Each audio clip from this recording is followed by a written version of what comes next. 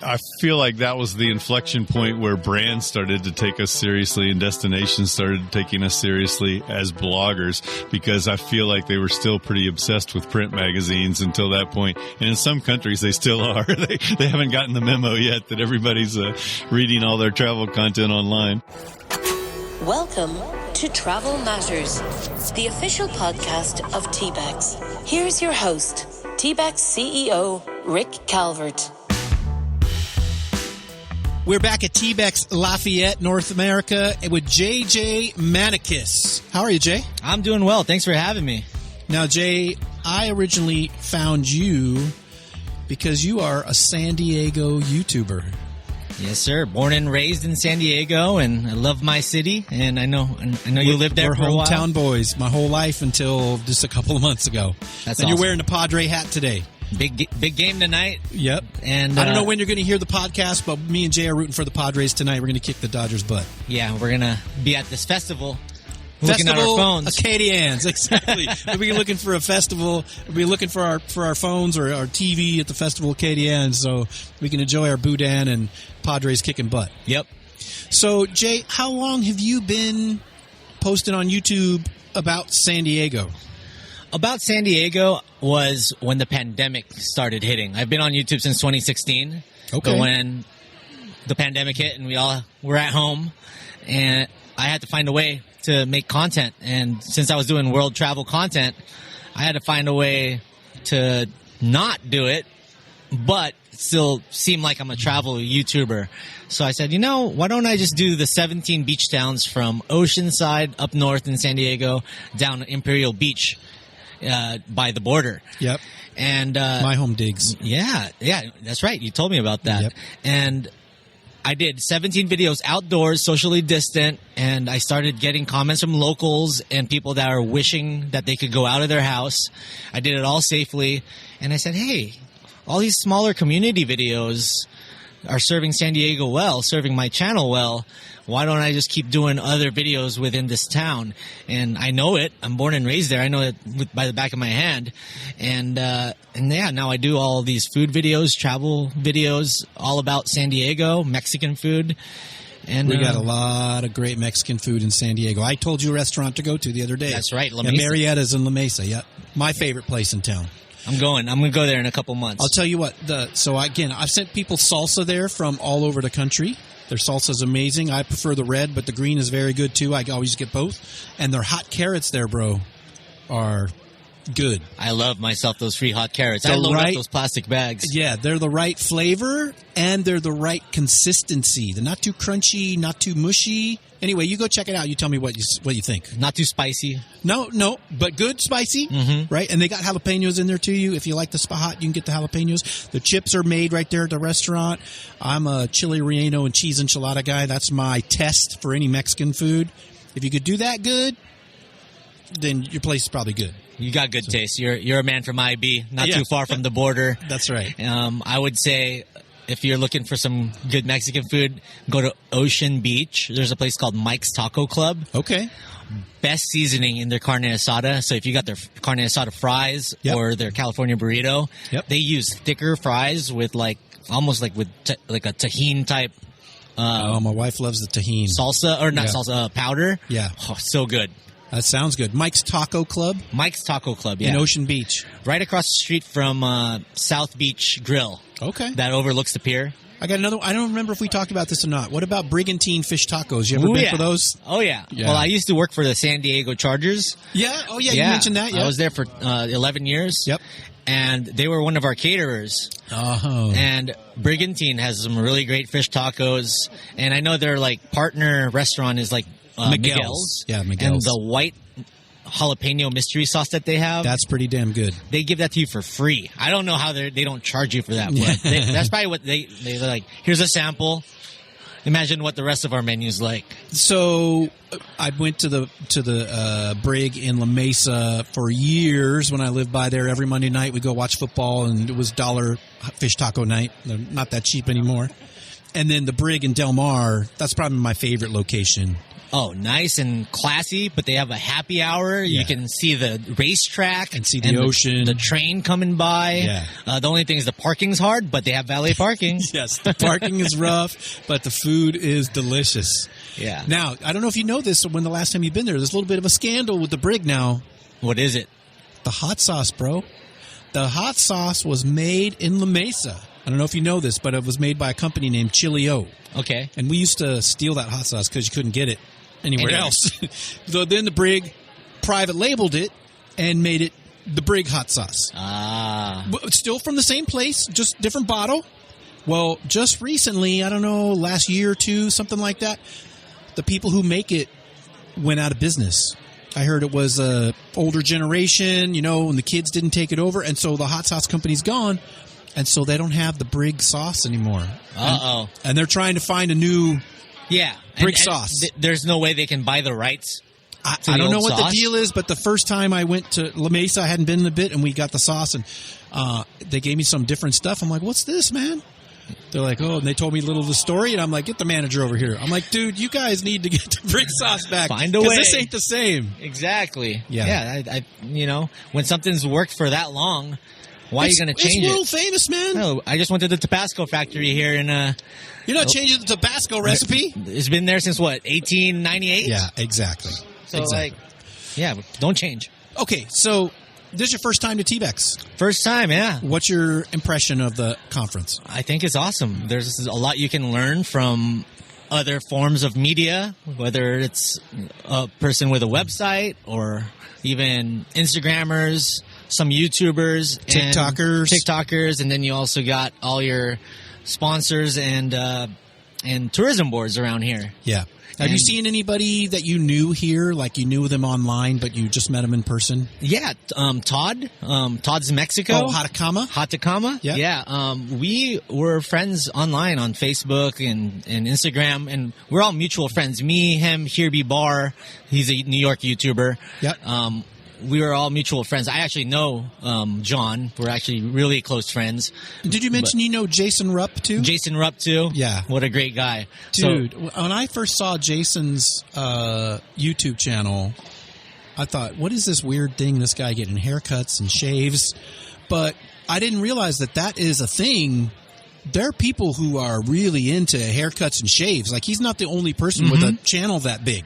He created his own niche. Yeah. That's how awesome this guy is. Yeah. Travel and pamper. Yes. There was never a travel and pamper niche before. Yes. And what's so awesome about Jason is he's got this glowing personality. I'm sure you've met him. Good dude. Yeah. Very good guy. He comes to TBEX all the time. Yeah. Yeah, he's supposed to be here, but his mom, Carla, also a beautiful person, lost her passport in Turkey. That's why they're not here. But anyway. I heard about that. Mama Rupp. Yes, Mama Rupp. She's a good lady. And, Jason, we just hit it off because we kind of have the same type of, personality where we want to have a positive energy and meet people. Yes. And I've hung out with Jason in New York, in Las Vegas over the last year.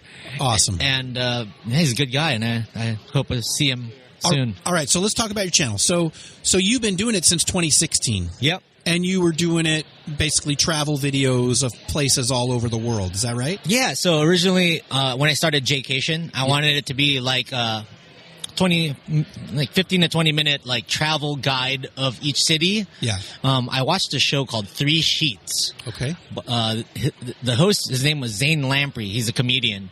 He'd go around the world, learn about the drinking cultures, interview all the locals about that. That sounds fun. And then fun. he'd find a hangover cure.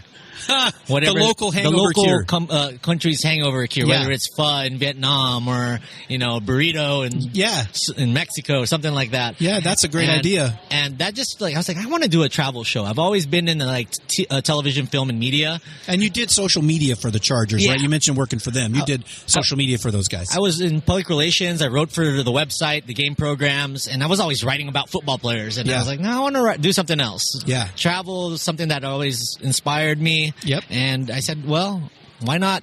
There's no time better than now than to try this YouTube channel out. And Jaycation, it grew, and now we're here. Awesome. 75,000 later.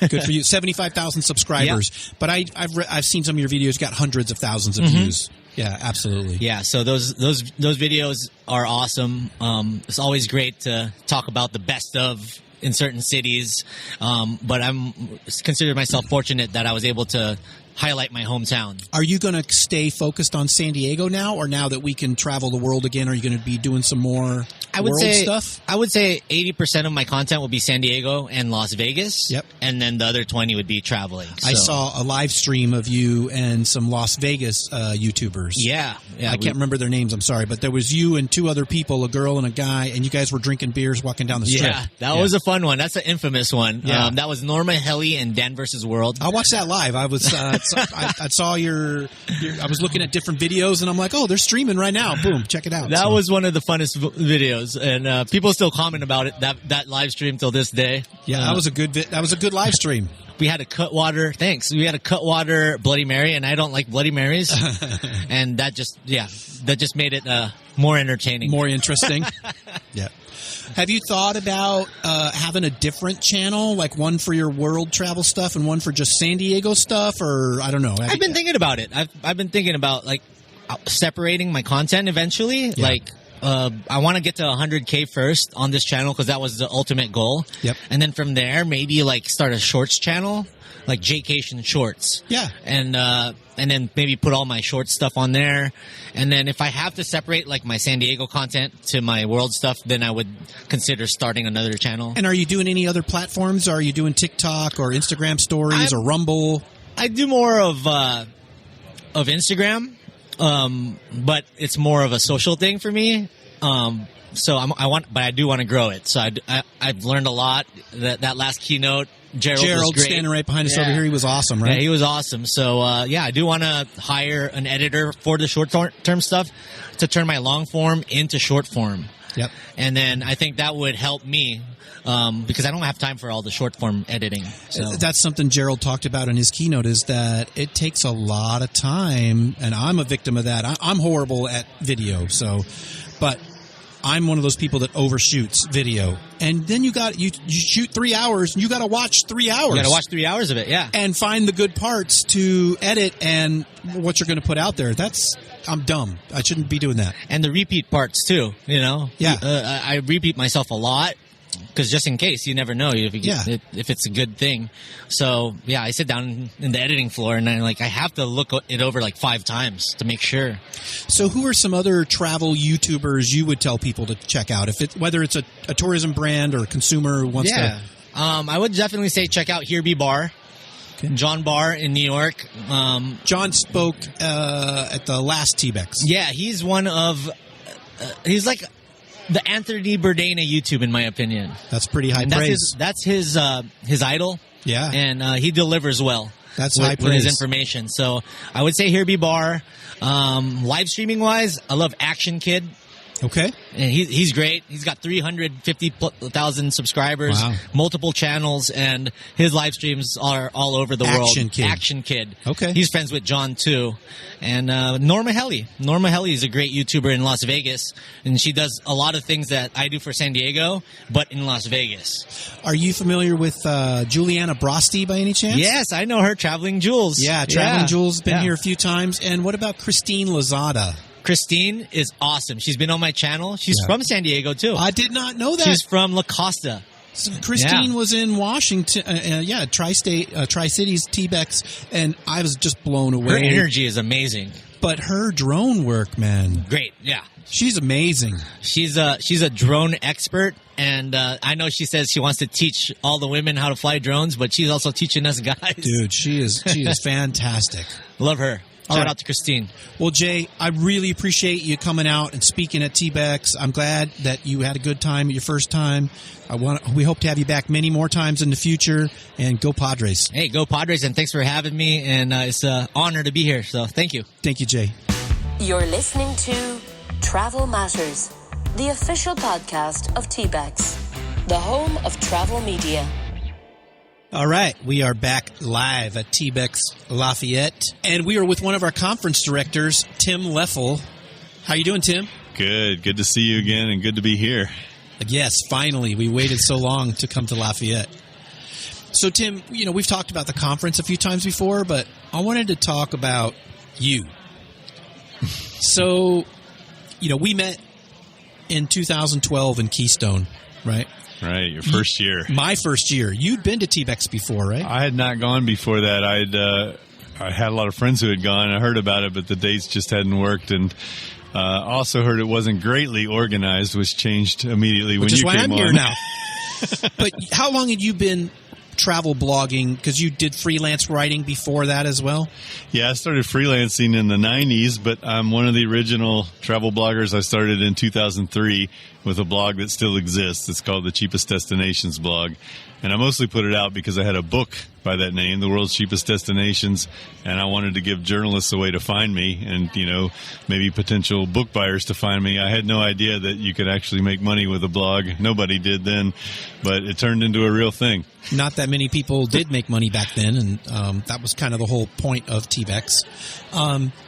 So you've been travel writing since the 90s. Yes. Your blog started in 2003. Now you have multiple blogs, though, right? Yeah, I went full-time in 2006, so I've been on my own since then. I launched a few other sites in the process for different niches, and so now I've got a portfolio of really 4 sites that are geared to consumers and then one that's just for travel writers. Can you tell us the name of those sites? So Perceptive Travel, I started in 2006, and that's a webzine, sort of an online magazine that's all narrative stories from book authors, and then there's also a blog component to it too. I run one that's called Hotel Scoop, that's hotel reviews, detailed reviews of properties that are interesting. And then I went all the way to the other end of the scale for this one. I have one called Luxury Latin America, which is all about high-end travel in Mexico, Central America, and South America. And I used to have one about travel gear. It was called Practical Travel Gear, but I sold it. So I don't run that anymore. So you have sold a blog as well. Yeah, I sold that about 5 years ago, I guess. I had about as many pairs of travel pants as I could possibly use, and it was time to move on.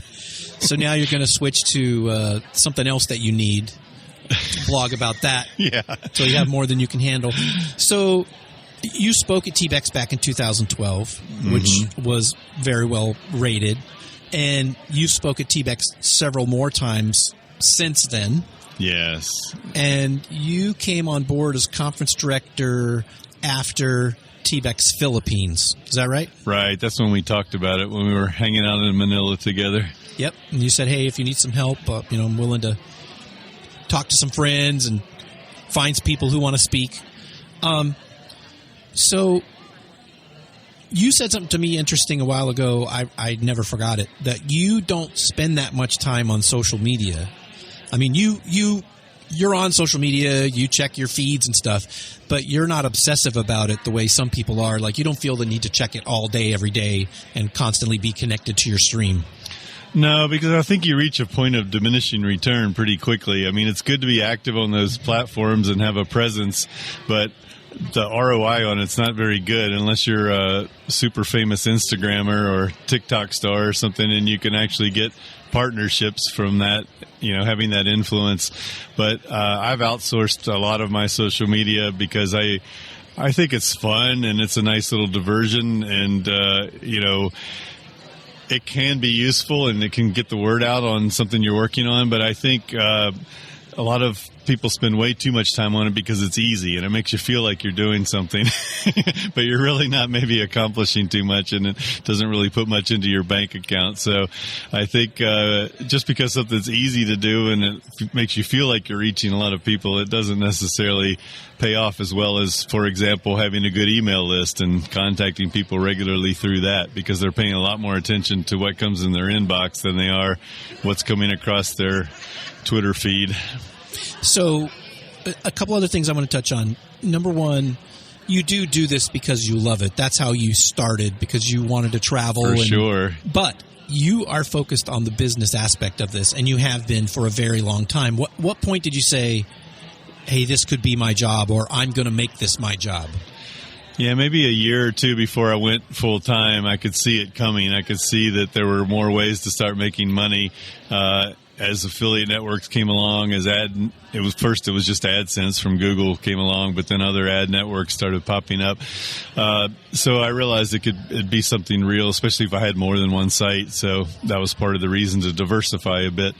But yeah, I mean, I think that was the point. And then when we had TBEX and Keystone, I feel like that was the inflection point where brands started to take us seriously and destinations started taking us seriously as bloggers, because I feel like they were still pretty obsessed with print magazines until that point. And in some countries, they still are. They haven't gotten the memo yet that everybody's reading all their travel content online. Do you still call yourself a blogger? You call yourself a creator, or I usually some say other influencer? Yeah, I usually say publisher, because a digital publisher. Because, there is kind of a negative connotation with blogs, and some people will even come out and say, well, I never read blogs, and really they do every day. They just don't know it. They're just reading articles. Absolutely. They just don't understand that what they're reading is a content platform, content management platform like WordPress. Still, I have relatives I tell them what I do, and they go, wait, you make money from that? And have the ways that you monetize your content changed from then till now? I know you mentioned, it was AdSense, and there's other ad networks, and there's affiliate marketing. I'm sure you still do that. Yes. Are there other things that have come around through the years that are different than from when you started? It's usually just kind of tweaking of what's already out there for the most part. But I make a little bit from YouTube. I make a little bit from course creation. I run a travel rating course, things like that. I get a good amount from book royalties, but what I've always tried to do is diversify not only the sites, as we were talking about, but also the sources of income, because I think it's pretty scary to depend on one source of income, no matter what that is. When that one source can dry up at any moment. Yeah, it feels very fragile. And you work directly with brands and destinations as well, too, right? People can kind of sponsor you directly. I do a bit of that, and I also run an agency where we pull in other bloggers, so we can present a package to someone that's for 10 or 12 or 15 bloggers instead of just me.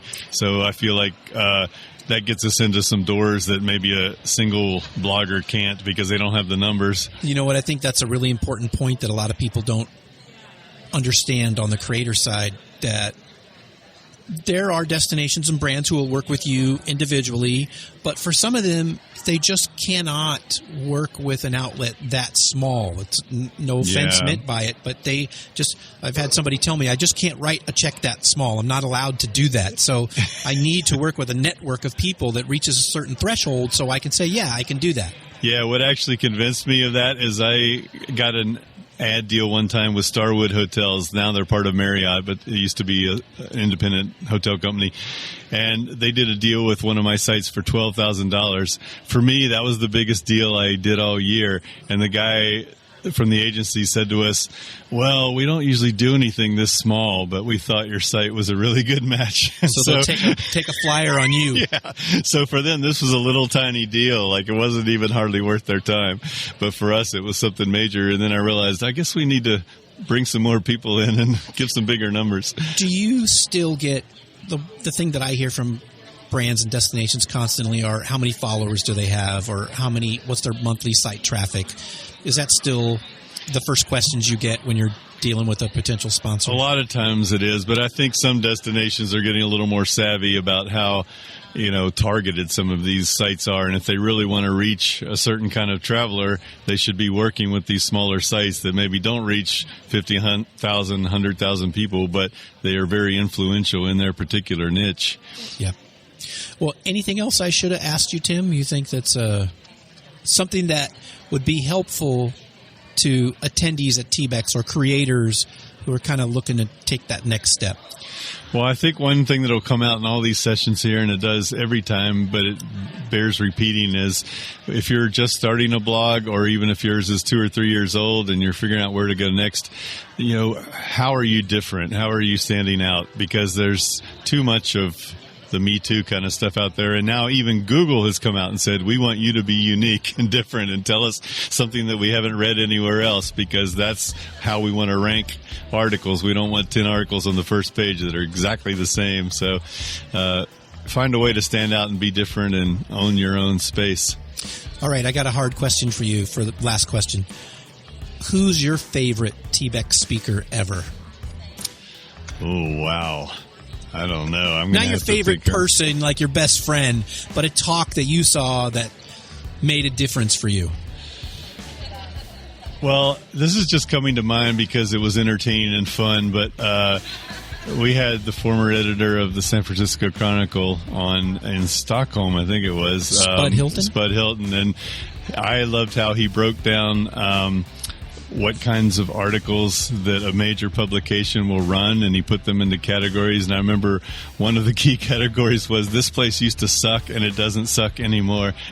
And that's really stuck with me because that's such a theme, a great theme for an article. Now, after he said that, I've seen it, 20, 30, 40 times. I mean, that's not what they literally say. No, not literally. But that is what they're saying. When you boil it down to, that is what they're saying. Hey, you used to not like this destination. You should look at it now because it's cool now. Yeah. And then a couple of the SEO presentations I've seen over the years have been really good. And, now I'm blanking on her name. The woman that runs 365 Atlanta Travel was fantastic. And we've had a few really good speakers that have just laid everything out and given great detail. And I always learn something every time. I'll add one more question. Do you have any tips for people who want to speak at TBEX or want to speak at conferences, travel conferences? Well, a little of it goes back to that uniqueness again. What do you know that other people don't know that you can share? And what do you know that's useful to other people that they can duplicate? It's great to talk about your experience and the great things you've done, but how do they apply that to their own business? And that's really what we're looking for. It's not necessarily that you have to wow people with your overpowering personality, but you got to bring the goods and accomplishments, because everybody hears accomplished things. Right. And another thing I would say is, you got to have an advanced level talk here. Yeah, these days. I mean, when we started 10 years ago, there wasn't so much shared knowledge out there. It wasn't so easy to find the answers, but now we're a much more mature industry. So, yeah, you've got to bring some advanced knowledge to the table. Yep. Hey, Tim, thanks a lot. All right. Thanks for having me on. Thank you. This episode of Travel Matters was hosted by TBEX CEO Rick Calvert and produced by radioguru.co.uk. See more about upcoming TBEX events on tbexcon.com.